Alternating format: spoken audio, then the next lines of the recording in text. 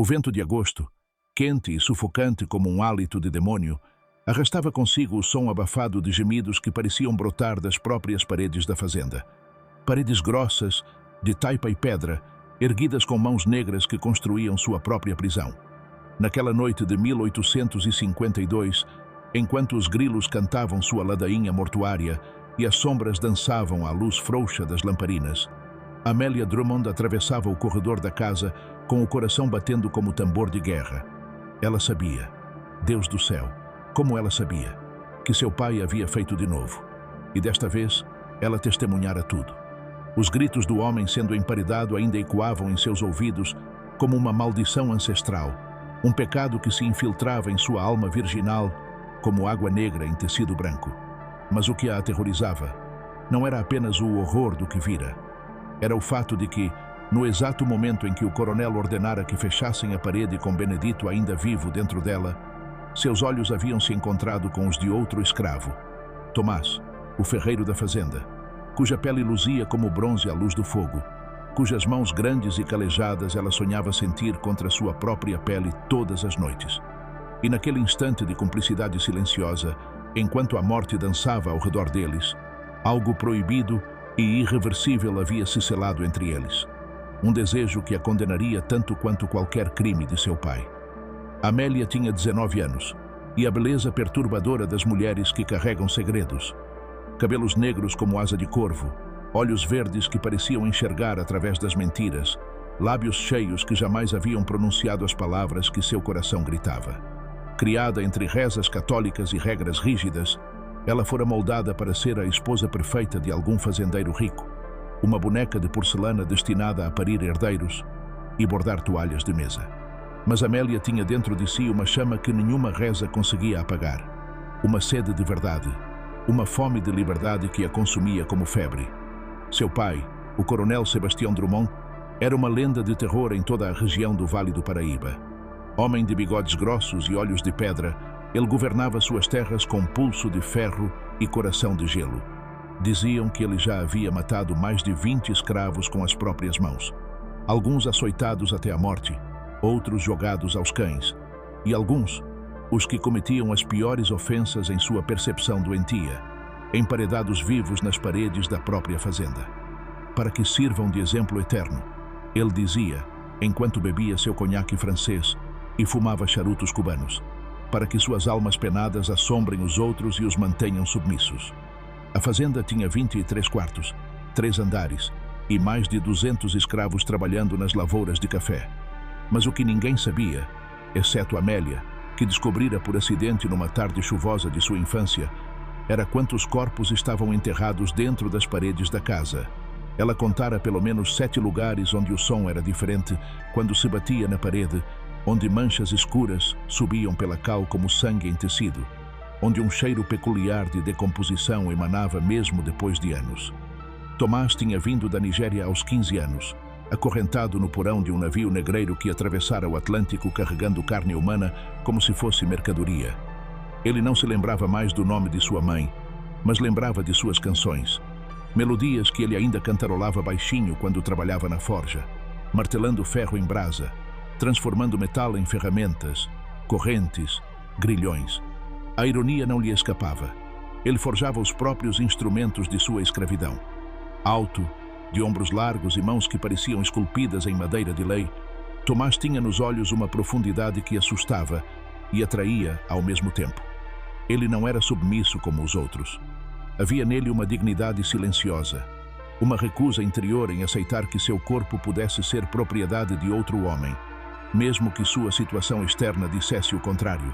E era exatamente isso que atraíra Amélia desde a primeira vez que o vira, há 2 anos, quando ela passara pela forja e seus olhares se cruzaram por um segundo, que pareceu durar uma eternidade. O coronel percebera. Pais cruéis sempre percebem quando suas filhas começam a desejar. E por isso, talvez, a crueldade contra Tomás era ainda maior. Os açoites mais frequentes, as humilhações mais públicas, como se ao punir o corpo do escravo pudesse também punir o desejo impróprio de sua filha. Benedito, o homem emparedado naquela noite, havia sido acusado de roubar comida. Na verdade, Ele apenas pegara um pedaço de carne podre que seria jogada aos cães para alimentar sua filha doente. Mas o coronel não tolerava a desobediência. E assim, na presença de todos os escravos e de Amélia, que assistira escondida atrás de uma coluna, ele ordenara que Benedito fosse colocado em pé dentro de um nicho na parede da despensa e que a parede fosse erguida ao seu redor, tijolo por tijolo, enquanto o homem implorava por misericórdia. 3 dias depois do emparedamento, Amélia não conseguia mais dormir. Os gritos de Benedito haviam cessado na segunda noite, mas ela ainda os ouvia, ou imaginava ouvir, vindos das paredes, como se a casa inteira tivesse se tornado uma câmara de eco para a dor humana. Ela vagava pelos corredores à noite, uma vela na mão trêmula, tentando encontrar alívio para a culpa que a corroía. Culpa por não ter feito nada. Culpa por ser filha daquele monstro. Culpa por estar viva enquanto outros morriam enterrados em paredes. Foi numa dessas noites que ela desceu até a forja. Tomás ainda estava lá, trabalhando sob a luz alaranjada do fogo. O suor escorria por seu torso nu, músculos tensos sob a pele escura, e cada golpe do martelo contra a bigorna ecoava como um coração batendo. Ele a viu antes que ela pudesse falar, e por um momento ambos ficaram paralisados. Ela na entrada, ele com o martelo suspenso no ar, entre o mundo dos vivos e o dos mortos. "Você não deveria estar aqui, senhor", ele disse, a voz rouca, mas sem baixar os olhos como os outros faziam. "Eu sei", ela sussurrou, entrando de qualquer forma. "Eu não aguento mais. Preciso que alguém me diga que não estou ficando louca, que não sou como ele." Tomás colocou o martelo sobre a bigorna devagar, como se qualquer movimento brusco pudesse quebrar o momento. "A senhora não é como seu pai. Isso eu sei. Como pode saber?" As lágrimas desciam agora, ardentes e libertadoras. "Sou filha dele. Vivo nesta casa construída com sangue, como de comida plantada por mãos acorrentadas. Durmo em lençóis lavados por mulheres que são estupradas pelos capatazes. Como posso não ser como ele?" Tomás deu um passo em direção a ela e depois outro, até estar tão perto que Amélia podia sentir o calor que emanava de seu corpo, o cheiro de ferro e fogo e suor. "Por que a senhora chora?" Ele disse simplesmente. "Monstros não choram por suas vítimas." E então, num gesto que desafiava todo o código moral do império, toda a estrutura que separava a senhora de escravo, branco de negro, poder de submissão, ela ergueu a mão e tocou o rosto dele. A pele estava quente, molhada, viva. E quando ele não se afastou, quando seus olhos se fecharam por um segundo, como se aquele toque fosse tanto alívio quanto agonia, ela soube que estavam ambos perdidos. O beijo foi inevitável como a chuva depois da seca. Voraz, desesperado, carregado de toda a proibição do mundo. As mãos dele, tão fortes que podiam dobrar ferro, tocavam-na com uma delicadeza que a fazia tremer.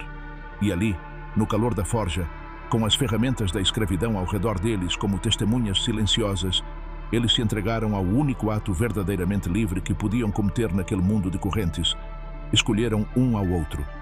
Mas liberdade, num mundo construído sobre a opressão, é sempre punida. Foi Josefa, a mucama da casa, quem os viu saindo da forja naquela madrugada. Josefa, que servia o coronel há 20 anos, que fora estuprada por ele aos 14, e dera à luz 2 filhos que ele vendera assim que aprenderam a andar. Josefa, cujo coração havia se tornado uma pedra de tanto sofrer. Ela não disse nada naquele momento. Apenas guardou o segredo como se guarda veneno, esperando o momento certo de usá-lo.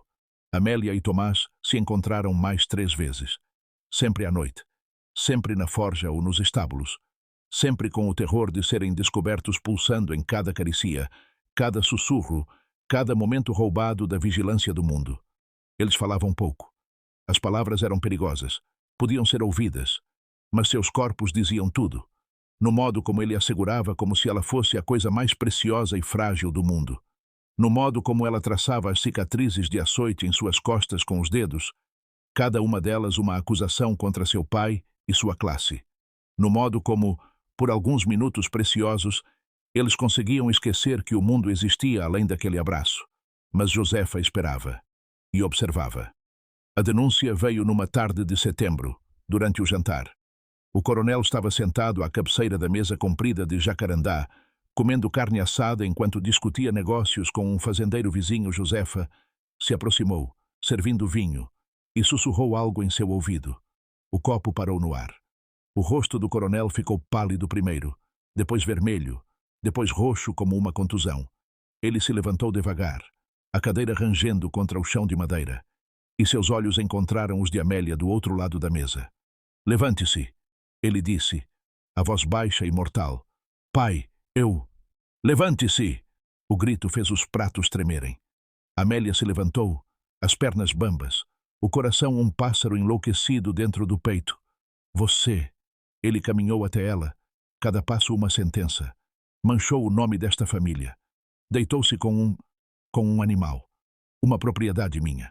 Ele não é propriedade. Ele é um homem. A bofetada veio tão rápida que ela não viu. Só sentiu a explosão de dor na face. O gosto de sangue na boca, o chão subindo para encontrá-la. Você deixou de ser minha filha, o coronel disse, parado sobre ela como um carrasco sobre sua vítima. E ele vai pagar por ter tocado em você. Tomás foi trazido ao pátio ao amanhecer. Seus pulsos estavam amarrados e havia sangue fresco em seu rosto. Já haviam começado a espancá-lo. Amélia assistia da janela de seu quarto, onde estava trancada, as mãos contra o vidro, gritando num murmúrio rouco porque não tinha mais voz. O coronel ordenou que preparassem uma parede nova. Não na casa desta vez. No celeiro, para que todos pudessem ver. Uma parede de tijolos, com um espaço exato para um homem em pé. Você quis um escravo, filha. O coronel gritou para a janela, sabendo que ela estava lá. Agora vai ter ele para sempre. Cada vez que entrar no celeiro, vai ver a parede onde o enterrei. Vai lembrar do seu pecado até o dia em que morrer. Tomás não implorou.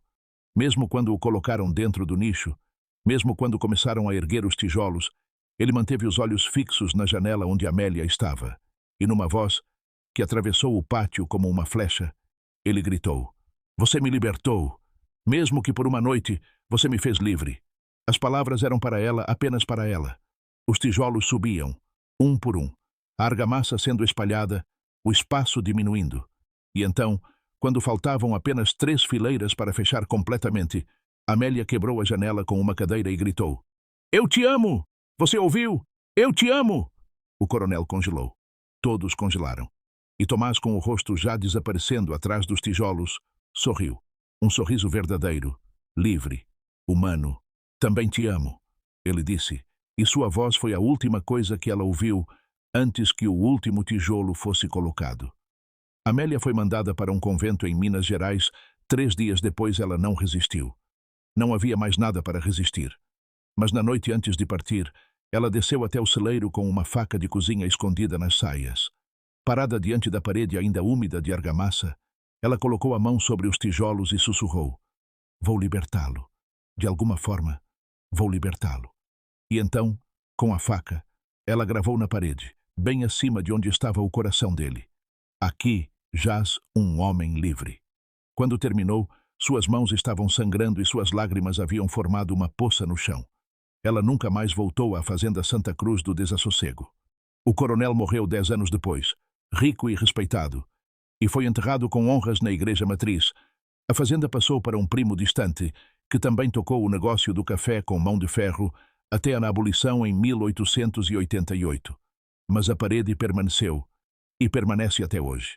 Dizem que, em noites de agosto, quando o vento sopra quente e sufocante, como naquele ano de 1852, ainda se pode ouvir uma voz vinda da parede do velho celeiro. Não um grito de agonia, mas um sussurro de amor, repetindo eternamente: Você me libertou. E se você colocar a mão sobre os tijolos, ainda pode sentir o calor de um coração que se recusou a morrer. Esta foi apenas uma das muitas histórias enterradas nas paredes do Brasil colonial, histórias que os livros de história jamais contaram, porque eram jovens demais, proibidas demais, verdadeiras demais. Mas as paredes lembram. E no próximo capítulo, vamos desenterrar outro segredo que o tempo tentou apagar. Se você quer conhecer mais histórias que a história oficial escondeu, fique comigo, porque algumas verdades precisam ser contadas, mesmo que doa.